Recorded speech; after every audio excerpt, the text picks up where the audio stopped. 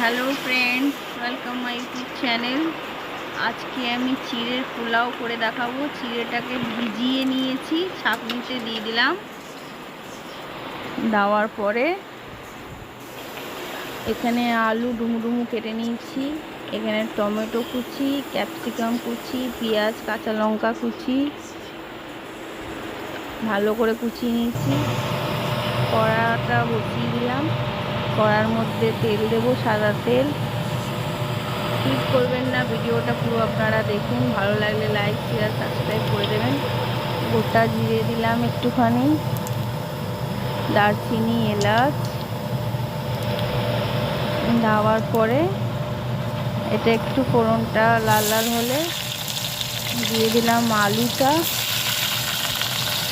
আলুগুলো ছেড়ে দিয়েছি, দিয়ে ভালো করে ভাজা ভাজা হবে। তারপর পেঁয়াজ কুচি, কাঁচা লঙ্কা কুচিগুলো দিয়ে দিলাম। ভালো করে এটাকে নেড়ে নিতে হবে।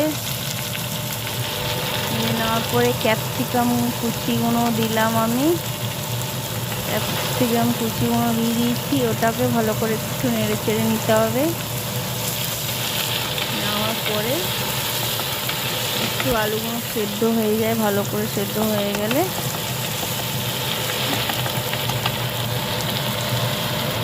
একটু দিয়ে দিলাম হলুদ, টমেটো কুচিগুলো দিয়ে দিলাম। দেওয়ার পরে ভালো করে ওটাকেও নেড়ে নিতে হবে। টমেটো কুচি দেওয়ার পরে ভালো করে ওগুলো নেড়ে নিতে হবে। আলুগুলো সেদ্ধ হয়ে যায় ভালো করে। তারপরে চিড়েটা ছাঁকনিতে রেখেছিলাম দিয়ে দিলাম। চিড়েগুলো দিয়ে ভালো করে মিক্স করে নিতে হবে। করার পরে ওর মধ্যে এবার যাবে একটু ভালো করে নিতে হবে। ভালো লাগলে সাবস্ক্রাইব করে নোটিফিকেশান আপনাদের কাছে যাবে। ভালো ভালো রেসিপি ছাড়লে আপনাদের কাছে যাবে, সাবস্ক্রাইব করে দেবেন। এক চামচ নুন দিলাম। নুন দেওয়ার পরে হালকা করে চিনিতে যাবে, একটু মিষ্টি দিলে ভালো লাগে টেস্টটা। একটু চিনি দিলাম। চিনিটা দেওয়ার পরে ধনে পাতা ফ্লেভারটা দারুণ লাগে।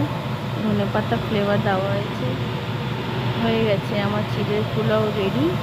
আপনারা ঘরে ট্রাই করুন। বাচ্চারা টিফিন বক্সও নিয়ে যেতে পারে। হালকা ফুলকা, বেশিক্ষণ সময় লাগে না, ঝটপট হয়ে যায়। ভালো লাগলে লাইক শেয়ার সাবস্ক্রাইব করে দেবেন। Thank you.